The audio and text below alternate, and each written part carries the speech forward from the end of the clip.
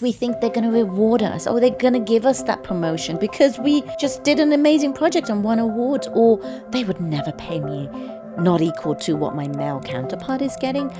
And all my career, I've really kind of just helping brands navigate those new technologies and producing work that really adds value to people and helps move businesses. I want to be paid well for what I do because I know my worth. You know, navigating motherhood and being in the advertising space is not easy. I've been a single mother since 17. We know no one's going to give it to us. Mm-hmm. And so we roll up our sleeves and we say, okay, world, I'm coming for you.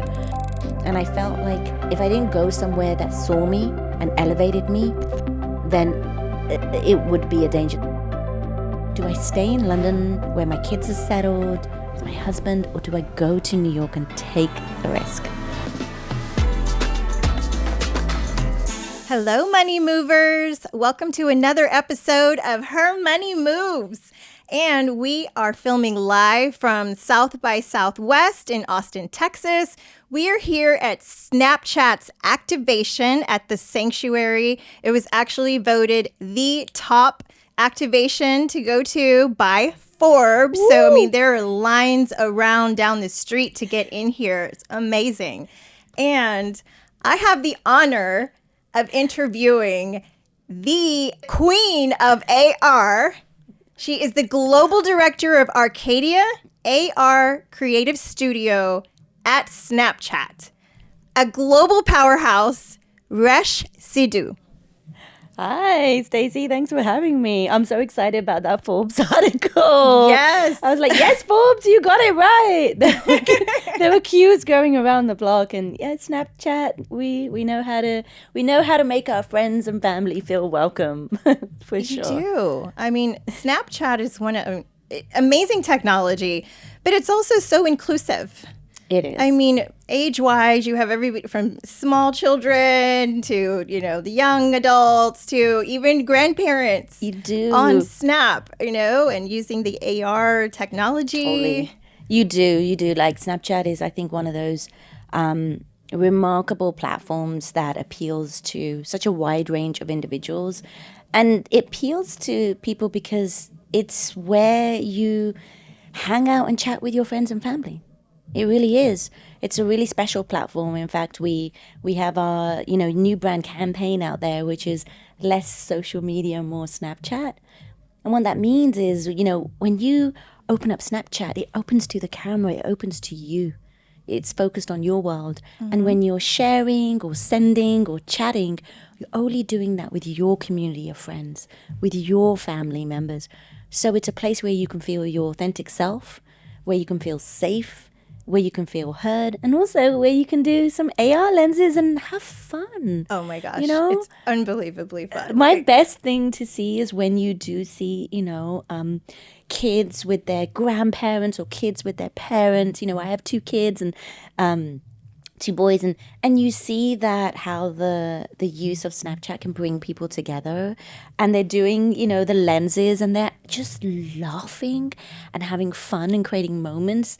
And they're staying connected, and it's so powerful because it's very different to other social media platforms, and it was built differently, and it's almost the antidote to social media, and that's really important. And we're really proud because it was recently voted the most happiest platform.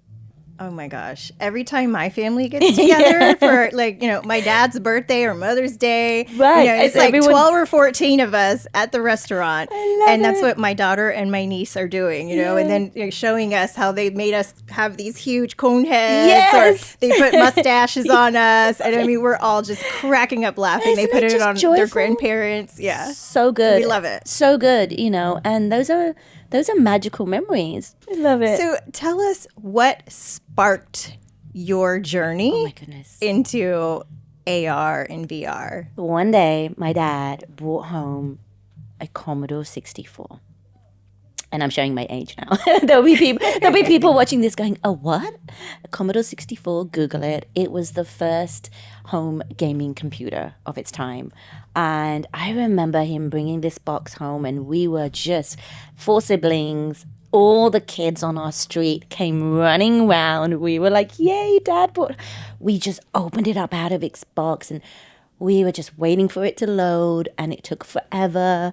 And we were playing games that honestly, Stacey, transported us into whole other worlds that I didn't even think could be created or imagined.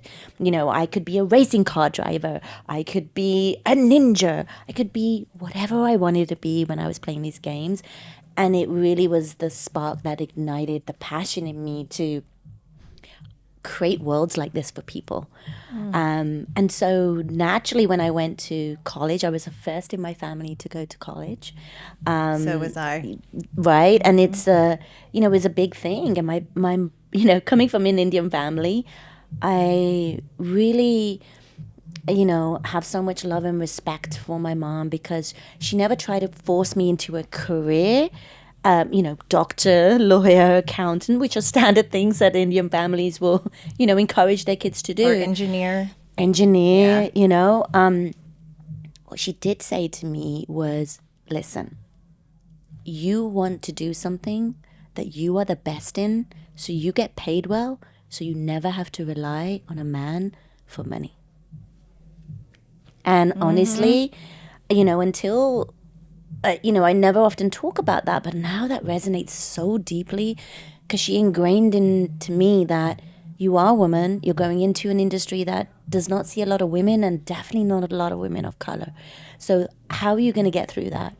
Always stay humble, always be gracious, let your work do the talking, but you better be the best because that's how you're going to stand out. So my kind of work ethic really came from my mom, and my financial savviness came from my mom because I was like, yeah, damn right, I don't want to rely on a man. I don't want to rely on anyone to give me money. I want my own damn money. And that was ingrained in me from a very young age. So I went to college, studied graphic design, trained as a graphic designer, passed with flying colors. And oh my God, I have such a funny story to tell you, which I've never really shared with anyone. So, I graduate from college, and it's like, I was born and raised in London. And I graduated, and I had my graduation portfolio, and did my degree show, and a number of kind of agencies came and said, hey, come round for an interview. I go for my first interview, and I'm so excited about showing my portfolio. I'm like this bundle of energy, and the guy is like, oh my God, you're amazing. We need a junior designer. You're hired. Fantastic. So I leave, and I'm like, it was my first interview. Just graduated, my first interview I didn't interview anywhere else, gave me the job. So I go outside, and my boyfriend, who is now my husband at the time, he said, amazing. And I was like, oh my God, I got it. Haj, I got the job. And he's like, okay, great. How much are they paying you? And I was like, oh, I didn't ask. I was so excited and so done with college. I just wanted to get a job and make money. It didn't even occur to me at the time. I remember kind of going back in and being like, sorry, so how much are you going to pay me? Oh, great, that's great. Run home, tell my mom, and she's just so proud. And, that was the start. I still have every single first job offer letter to this day. And I often, sometimes, just to ground myself, go back to that first letter, which says, Resham Badwal, because I was a Badwal at the time, we are delighted to offer you the job of junior graphic designer for £14,000 a year. And I look back at that and I'm like, wow, where I started to where I've come. And I think, and every job I've had, that first offer letter, it's just it's in my little folder of achievements. And I tend to kind of go back because I think we can forget to look back and just realize like how far we've come. For a little girl we didn't have a lot of money growing up. My mom was very, very financially savvy. Stacey, she would say to me, it's not how much you earn, it's how much you save that counts. And I was like, didn't really hit home until I realized, because my mom did not earn a lot. She did multiple jobs to, raise us, but she would save every pound that she could and put it aside. She would give money to the Gurdwara, which is, we're Punjabi, we're Sikh, and my mom always believed in taking money out and giving that to charity. So she would take money aside and say, that is for God. and then this is for the kids, and then this is to buy and put food on the table. And I say to my mom, man, mom, you could have been a financial analyst the way, like, what little she got, it still baffles me, Stacey, how she was able to save as much as she did. She got us out of, council housing, which is like the projects, bought a home, bricks and mortar herself, paid for the mortgage herself, Wow, I put need to me. interview your mom. You do. And she saved every penny. And to me, when that was my role model. And so what I realized is, without knowing, when I did start earning my own money, I would take 1/10 out for charity, for God, and say, this is for the Gurdwara, this is to give to God. And I would save a bit for, savings, and then for the cost of, living. And before you knew it, I had bought my first house, and I had wanted to buy my first house. And, that came from my mom's savviness, and I do believe that, what we learn when we're younger, I wish school would have taught us this. Yes. Much more savviness in terms of financial savviness and understanding about money, where to put your money. But, it's still amazing today that my mom was able to do that with, we're not educated in financial savviness, but we learn it because of the circumstances through which we find ourselves in. And I think that was a kind of pivotal moment for me. And then after my first job, I know I digress there, but after my first job as graphic designer, I just gravitated towards projects that were about new technology. The internet came around, digital became a thing, and I was like, this is amazing. I understand it. It's what I live for. And all my career, I've really kind of gone from step to step, just working on projects that were really at the intersection of creativity and technology. I understand technology and love it really well, and want to use the power of technology, whatever that may be, whether it was the dawn of the internet or the rise of the mobile phone or VR or AR or spatial. I wanted to be able to use that and harness that, and create experiences that bring joy to people's worlds. And I've spent my whole career helping brands navigate those new technologies, and building teams that are diverse, and producing work that is, really adds value to people and helps move businesses. So a 24-year career in doing that, starting as a junior graphic designer, and now global head of augmented reality at Arcadia in Snapchat. I remember when I got my first job, I was 14 years old. And I distinctly remember it because my mom said, all of your art materials are, they're costing quite a bit. I think you should get a job. And I was like, oh my God, my mom needs help. And I remember like walking the streets from the bottom of our main high street to the top with my best friend, who did not need a job because her family was very wealthy. And I went into every store and I said, hey, do you have a Saturday, Sunday job? And I worked in an Indian textile store from the age of 14 to 16 every Saturday and Sunday, and I earned £25. Wow. Which is what, probably like, I don't know, $30, which is nothing. But what I used to do is give it to my mom. I would finish on a Sunday. They would open the till and give us cash, and it was like money. I would run home, and I didn't want to spend it on anything. I would just wanted to give it to my mom, because it really hit me when she said, the materials are costing a lot of money, and I realized that she couldn't afford them. And so it hit me, and I thought, so here's the thing, here's the beauty of, here's how wonderful my mom was. And my mom would take me to the bank. She would take the money I gave her, put it into the little red book. We would go to the bank, and I would deposit it in the bank. And my mom would say, okay, I'm going to use that whenever you need to buy materials. When I continued working, and at the age of 16, I got a better job, continued working all the way through college, and then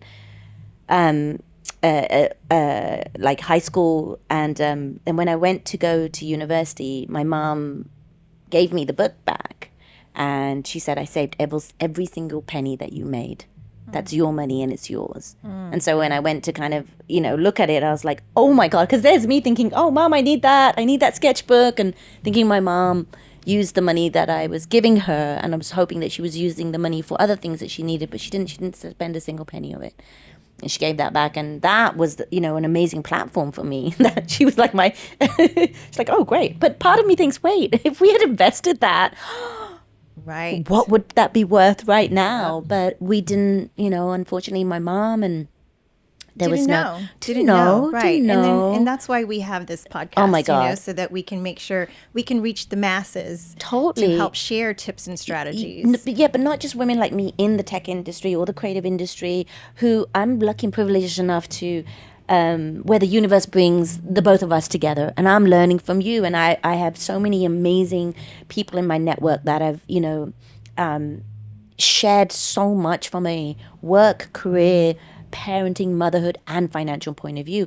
But there will people watching this podcast that don't have that network, that will learn so much, and that to me is just remarkable about what this is and what you're doing. There is nothing out there that talks about the finances and financial savviness. So this is unique and very important, because it should not be taboo. It should be what we're talking about. Yes. And it's important to have those conversations to understand what you learned as a child, and growing up, and your career, and how that's kind of impacted how you invest or not, or spend or not, and save or not. Because, I'm trying to teach this to my kids, and the other day at dinner I was saying to them, hey, you guys are going to have a great head start, because I'm teaching you things. Knowledge and information is power. It is. It really is power. Yes. And that power and that knowledge can change the very course of your life. Yep. So there's some people who have trauma with money. Yeah. And some people have had really great experiences, so, and have had joy from money. Totally. I like making money. Yeah. Power is having your own money. Yes. Yep. And that was really important. And my mom didn't necessarily have that. It was very, when you do get married, it's an important conversation. Traditional relationships rely on the husband to bring in the money. That wasn't the case in my childhood and upbringing. That was not the case. Therefore, I already felt very different. I felt very different already. I've been a single mother since 17. Oh, wow. So I have always worked hard and bought my first house at 25 because I wanted my son to have a backyard to play in, have his friends over. That's remarkable. And, it just shows that we are capable of doing anything we set our mind to it. Exactly. In fact, more capable. Yes. I think sometimes I wonder if I had had an easier childhood where there was a abundance of money, would I be the way I am? Would I be as successful as I am? I don't think so. It's a lack of that absolutely makes us resilient and strong, because it made my mom stronger and it made me stronger. And there was a humbleness to it. We knew, just like, when you were 17, you're a single mom, and we know no one's going to give it to us. It is not going to land on a plate for us. And so we roll up our sleeves and we say, okay, world, I'm coming for you. And then, right. Going into the advertising industry, or, and you were, Stacey, talking about how you're in oil and gas. And I was like, wait, what? Like, going into these industries that are not necessarily welcoming for women, or necessarily a great place for women to succeed. We didn't make it easy on ourselves. But I think that makes us resilient, that there's a grit and there's a tenacity that goes with, I am meant to be here. I am very good at what I do. Yes. And I want to be paid well for what I do, because I know my worth. I mean, sounds all wise now. When I was younger, I mean, my first job story tells you I didn't even think about what I was worth and, hey, what is my male counterpart being paid? Can you provide some tips and strategies to our Money Moving audience? Yeah. On how to navigate tech and, move up? Because, there's not enough women that are in STEM. Totally. And in technology. I think the percentage is 20%. Yeah, if not lower. Yes. Yeah.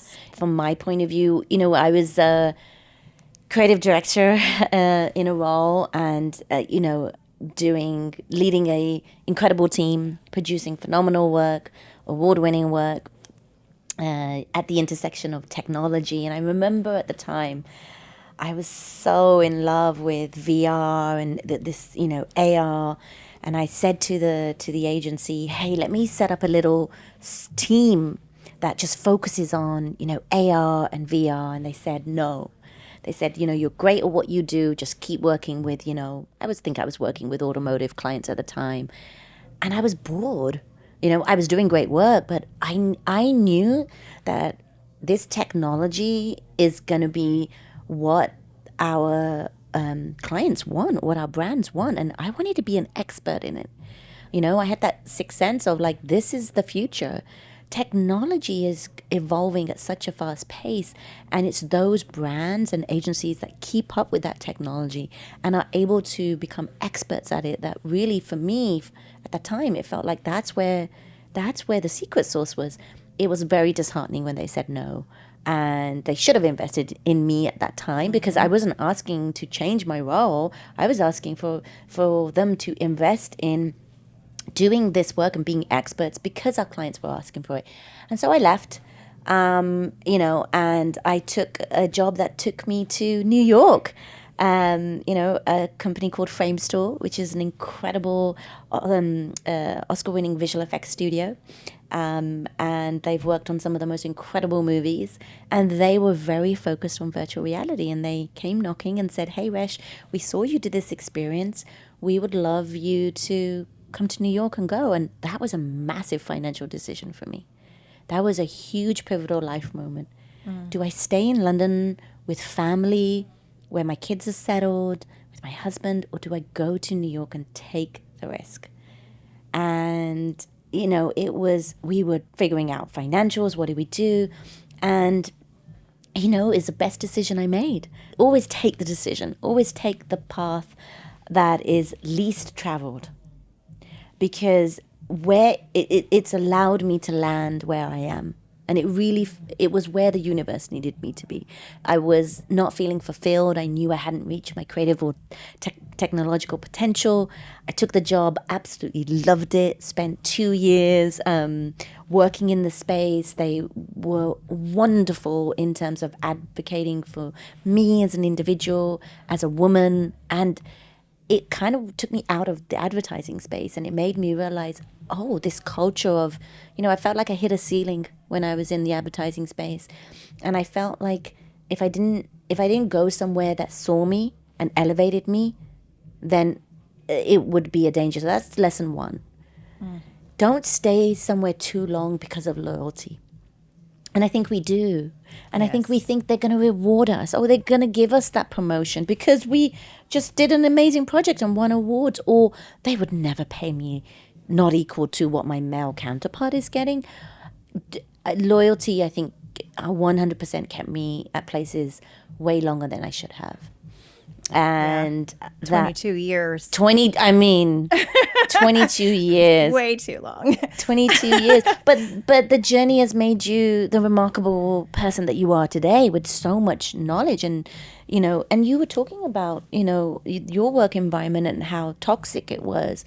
There were times when I felt my voice wasn't being heard, or I was being penalized for speaking up. Mm-hmm. And that is not an environment that is safe, that you want to be in. That is your warning sign. And when I left, there was this relief that I wouldn't have to deal with those things. And so, lesson one is always be loyal, because that's who you are, but don't stay too long in a place if they do not value you or see you. Yes. Move, because there are many places, and you might not feel it at the moment. And I really did want to stay because I loved my team and I loved what I built, but I knew my chapter had ended. And I remember my a wonderful, wonderful career mentor at the time, and this goes to lesson 2. Find your career mentors. Find champions. Find those that will give you the honest truth and help guide you through your career. And it was a career mentor of mine who said, "Resh, take the job in New York. Are you serious? What are you staying here for? They don't deserve you." And I took that job, and we've been in New York 8 years now, from frame store ping pong to a few different places. Was chief creative officer at Barbarian, a wonderful, wonderful creative agency, and then got this incredible job offer from Snapchat, who I at a time when I wasn't looking, and it was a life-changing offer that with the epitome of two things coming together for me, where I wanted to be financially in my life and what I felt was my worth, and where I wanted to be from a career point of view, the ability to hone in and focus on augmented reality and build a creative team. And the mission for our studio has been create the world's best AR. I mean, what better mission and North Star can you have for a studio? We're small, we're nimble, and we're doing great work with great clients. Being this global powerhouse. It is. And how you can still have that family feel and still Truly. keep a very good positive culture for the employees. It's so true. And you feel supported. I mean, it was at Snapchat, and as I've kind of moved into those jobs roles, I was not very financially savvy in terms of thinking about what I was being paid versus what the industry, trends were. I was financially savvy in terms of investments. So I started funds for my kids early on, and that goes back to the Little Red Book, you know. So I did, my boys are grown now, and I started funds early on for their education, and invested in bricks and mortar, because property for me is a big thing. So I have, a house in the UK, house in New York, and property is definitely something that I feel like is. If you can get onto the property ladder, is an incredible investment. And that stems from when I was a child not having a house, and then watching my mom buy her first house is such a pivotal thing. But when it came to the workplace, I should have done a better job at really paying attention to what I was being paid, paying attention to equity, paying attention to then what other things can you do, your 401k, your pension, setting up high yield savings, investing your money elsewhere. I'm much more savvy about it now, and that's thanks to Snapchat. There was an incredible opportunity for us to where you connect with a financial advisor, learn about shares, learn about equity, learn about saving. It really is a place that fast tracked my financial savviness to a point where I was like, damn, I should have been doing this 10 years ago. And that word when you realize it's never too late. It's never too late to start. It's never too late. And I'm telling you, there's going to be someone watching this who is much younger than us, both of us, and is able to go, right, there are these 3 things. So lesson 1, don't stay too long where you are, move. Lesson 2, know your worth. Know your worth. Really, really important. It is important to have conversations about salary and what you are being paid. There is an incredible female leader in the creative industry. Her name is Cindy Gallup, who absolutely should be on this podcast, who has done a phenomenal job about breaking taboos. She calls herself the Michael Bay of advertising. She led an incredible global agency for many years and then left to set up her own company. She does an incredible job of helping those still in advertising, especially women, be vocal about pay, and to the point where recently on LinkedIn at every International Women's Day, she posts something which says, "Don't empower me, pay me." Right, and she's actually been somebody I've learned a tremendous amount from.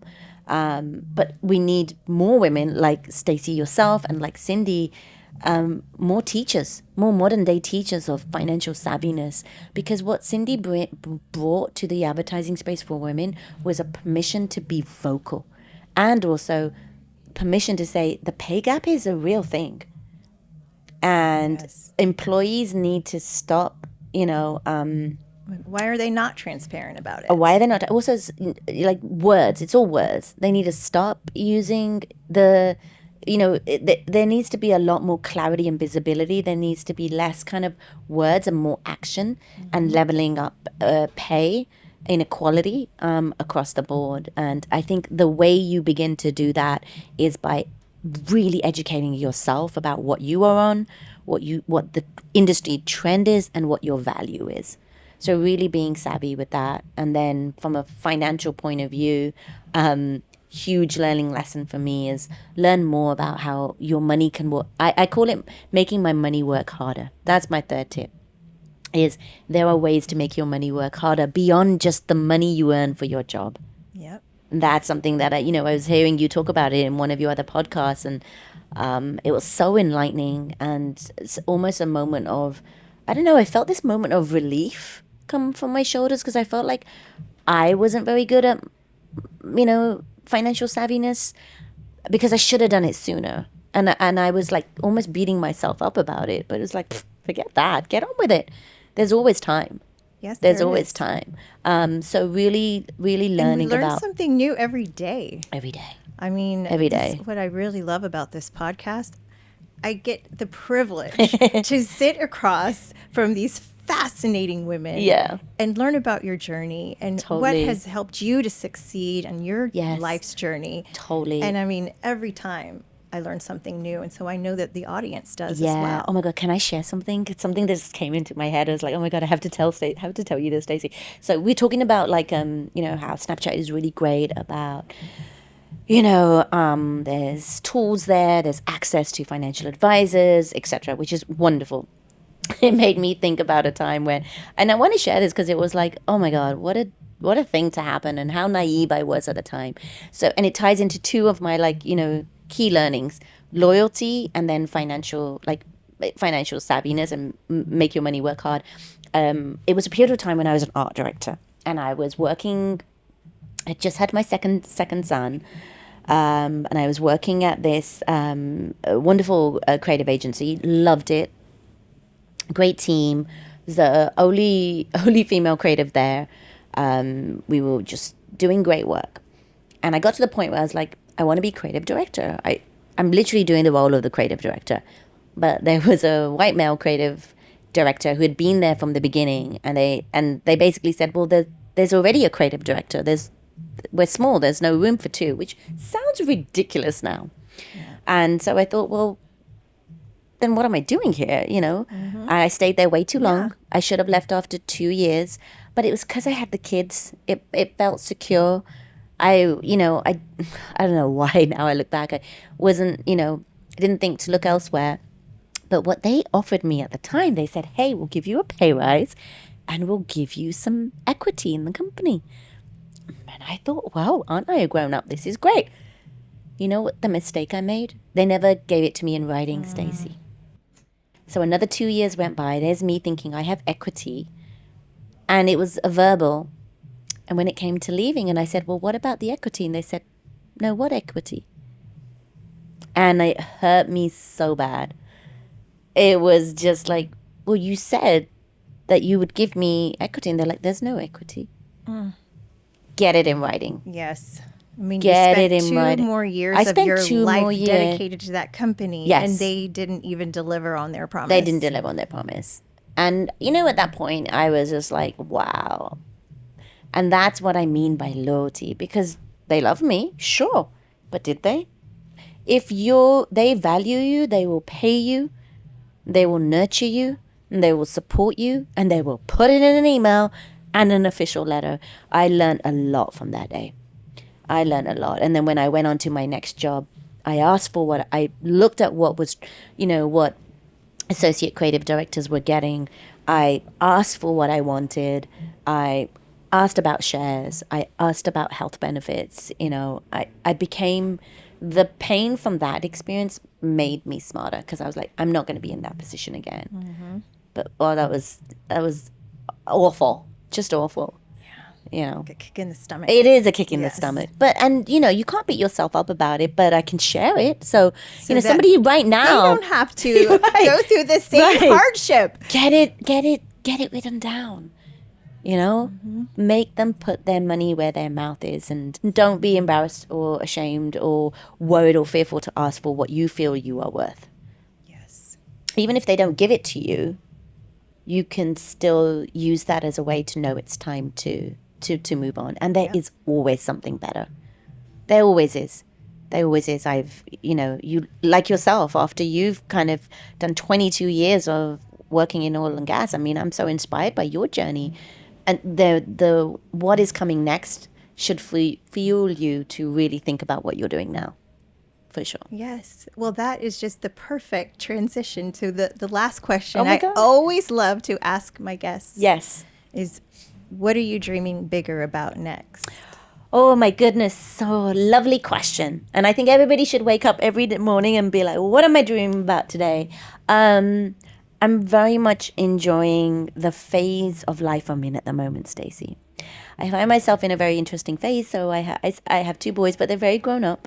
I have a 21-year-old son and a 16-year-old, and they're on the cusp of their lives and setting up and getting them going into their journeys that they're doing, which leaves me and my husband in a very interesting phase. We'll be empty nesters soon, and I'm really thinking about what that means for me and as a woman, and potentially new businesses and career changes and career moves, and that to me is an incredibly exciting time.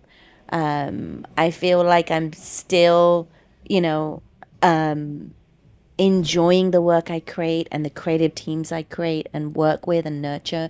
And I want to continue to do that. So lots of exciting things on the horizon and lots of opportunity for me to think about what the next decade for me looks like. Well, thank you so Thank you much for having me. taking the time to be with us. I mean, wow. This has been incredibly enriching. I'm So much. appreciate you being Yes. here. Friends for life. Yes. And you continue doing these amazing things you're doing at Snapchat and beyond.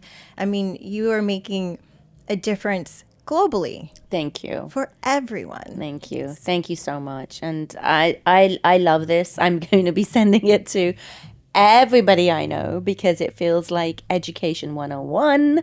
Schools, universities, pay attention. It should be on the curriculum. I think it's so empowering and powerful because I think, as I said, like knowledge is power. You're giving people knowledge and actionable things and tips. And I hope a little bit of what I've shared, somebody is watching and it can help them in that moment and that time. So thank you for having me. Really appreciate it. Your wisdom is golden. Thank you so much. Thank you.